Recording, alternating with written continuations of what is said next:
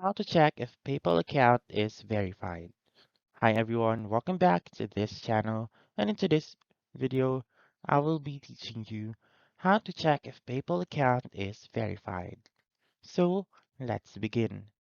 The very first step is to make sure to scroll down on the description box below and make sure to click on the two links that I have pasted on the description box. These are the two links on the description box.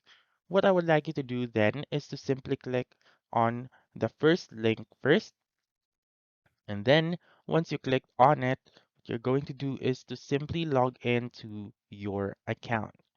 And once you have logged into your account, and you may only see the balance page, then that means that your account is still not verified. And then once you open the second link, so you copy the second link and paste it, and you still see the balance page, then that means that your account is still not verified. So if your account is verified, then another page will appear. So not like the balance page, you may not be able to see that anymore.